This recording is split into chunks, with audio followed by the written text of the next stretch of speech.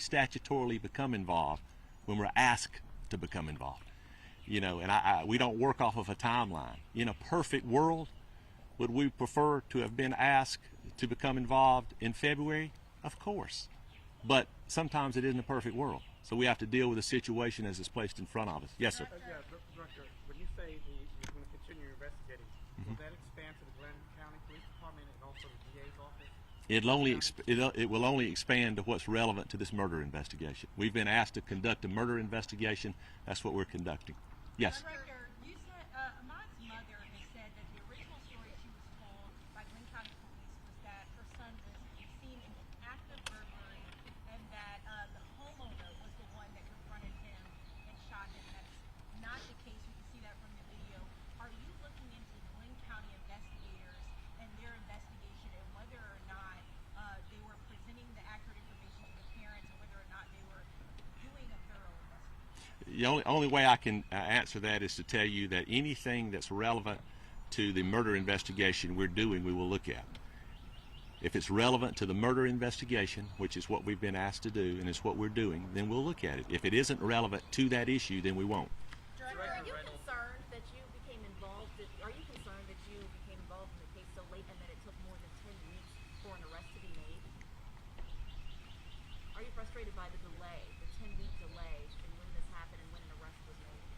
Well, again, I'll preface it by saying what I said a moment ago. The way we look at cases, if we can become involved in a case when there's still an active crime scene, when something just happened, that's always better for my people. It always is, because we're not reinventing the wheel.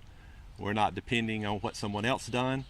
We're starting with what we do from the beginning. And so in a perfect situation, that's the best way to get the GBI involved. But again, if I told you this was the first time we ever came in late in the case, it wouldn't be true. It's happened before.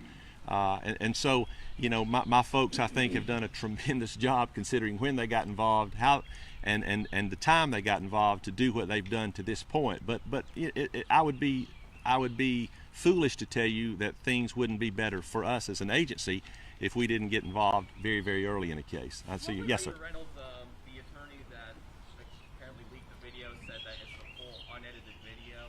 And have you been able to confirm that? And also, is it the only video that your office has seen of the shooting? Well, I'm not comfortable talking about a whole lot more evidence about the underlying case at this point because we're not through with the investigation. We've obviously observed the video that we have. Whether or not there are any additional videos, I don't know of any, but regarding the link, the editing, anything of that nature, you know, we have our experts looking at it, and we'll make that decision down the road. Right now, I'm not comfortable speaking on it. Yeah, right. I've got a question for the prosecutor, Mr. Durden, if I may. You will be the one prosecuting this case. If you don't mind stepping up real quick. Sure. Can you weigh in on these charges, your role in this prosecution, and the case moving forward, taking it to a grand jury, etc.? Right, while I was coming over, I missed part of that question. Just, you will be the one prosecuting this. Yes. Just weigh in on the charges and where the case goes from here in your office. Well, of course, the charges that have been secured and against the defendants at this point, that was, of course, arrived at through meeting and so forth, myself and the GBI.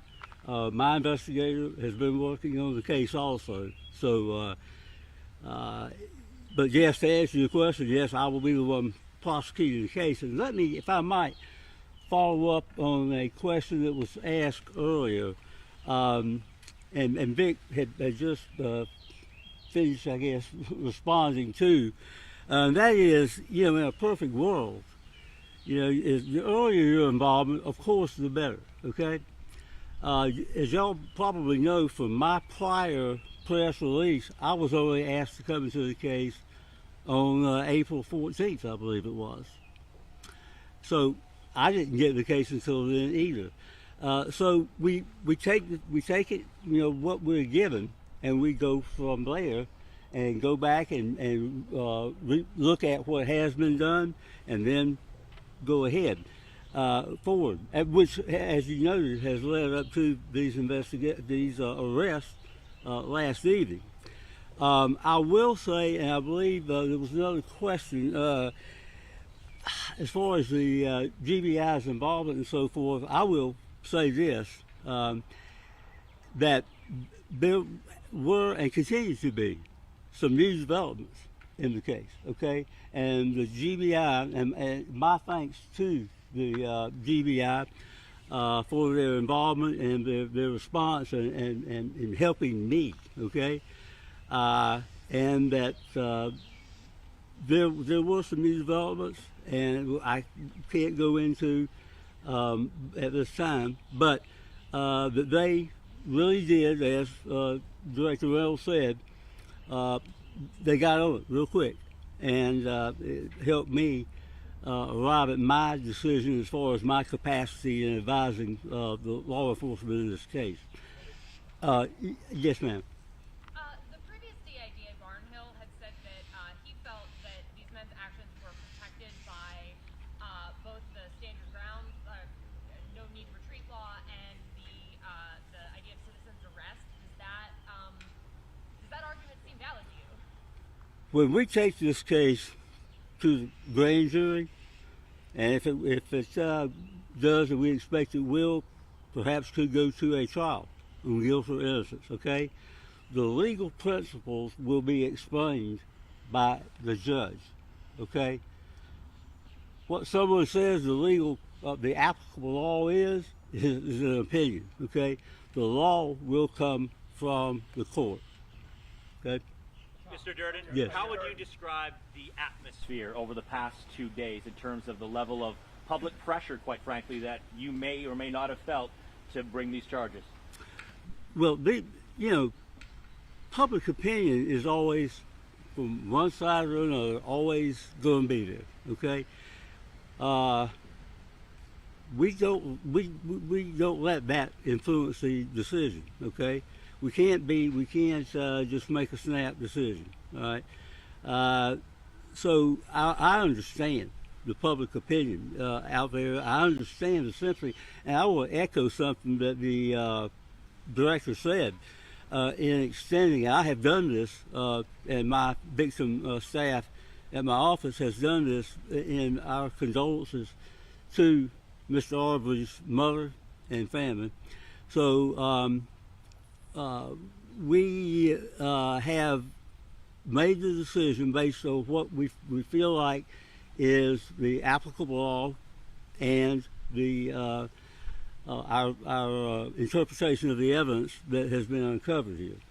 So if that answers your question, Lewis, I believe you have one. Yeah, Tom, as far as pretrial publicity, And I apologize. This sun's kind of. it's okay. Are you concerned about the amount of publicity this has received, and will the change of venue possibly take place when it gets to the court system?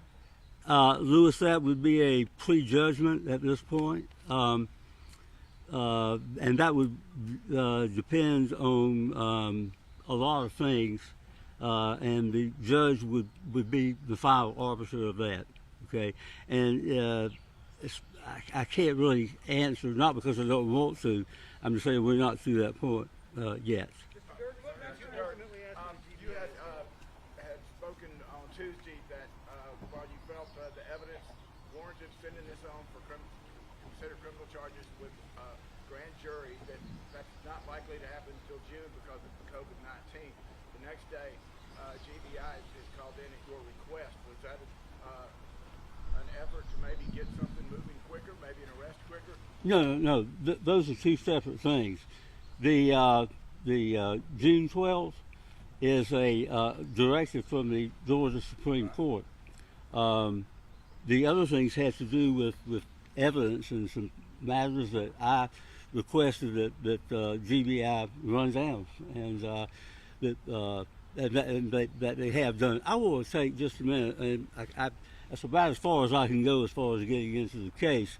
In fact, I told Vic I was going to be brief, and sometimes as we lawyers are, maybe we're not. But I want to thank one other group, and that's the Prosecuting Attorneys Council in Atlanta. They have given me a great deal of help as far as legal advice and so forth in the case, and I just want to recognize that organization also. And Thank you for your Take question. just a couple. Question, just one more one. question. Okay. Is there? Yes. Director knows.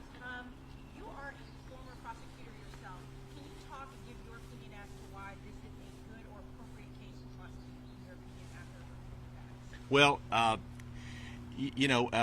sometimes I have to make sure I'm taking off my former prosecutor's hat and putting on the investigator's hat. But the only thing I can tell you that from the GBI's perspective, and I kind of entertained both your question and the question of this gentleman a moment ago, I can tell you without any hesitation that regardless of the amount of social media, regardless of the amount of the mainstream media attention, regardless of the emotion, regardless of a supposed timeline, none of that matters to the GBI. It doesn't matter who the person is. It doesn't matter who the victim is. It doesn't matter who potential defendants are.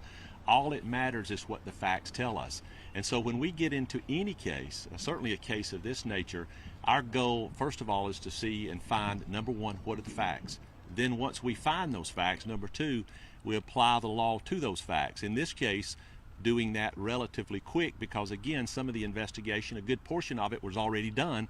We applied the law to the facts in this case and came up pretty quickly with a solid belief that there's sufficient probable cause to charge the McMichaels with felony murder and aggravated assault. I can tell you that if we didn't believe it, we wouldn't have arrested them. If we believe it, then we're going to put the bracelets on them, and that's exactly what we did yesterday evening. And so this case, when it is handed over to Mr. Durden for ultimate prosecution, will be complete. It will be done, and every stone will be turned over. I promise you. Is there any chance that they could face additional charges like hate crime charges, the McMichaels? There's no hate crime in Georgia. Okay. There isn't. It's one of the, I think, 4 or 5 states left in the union that doesn't have a hate crime. So that would not be anything. I don't know. I think with the emergency order in the court system, that's going to be something that the lawyers have to deal with. The GBI won't be involved in setting hearings. That'll be done through the lawyers. I don't know if the gentlemen have counsel or not, but once they do, that'll be secured then. Thank y'all. I appreciate you so much. Thank you so much. Is that good, Nellie? All right. Thank y'all.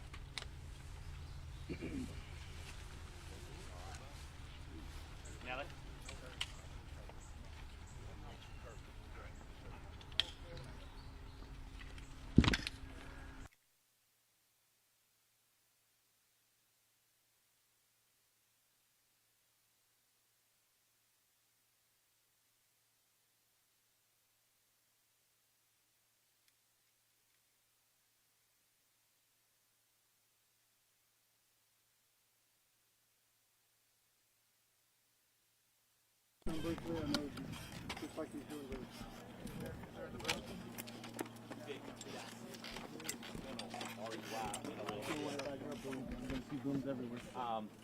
So we just wanted to quickly recap what we talked about earlier in the press conference, but I don't know if we really hit this point. What exactly do you see as you watch that video? I think we see the establishment of probable cause of felony murder and aggravated assault. In terms of video.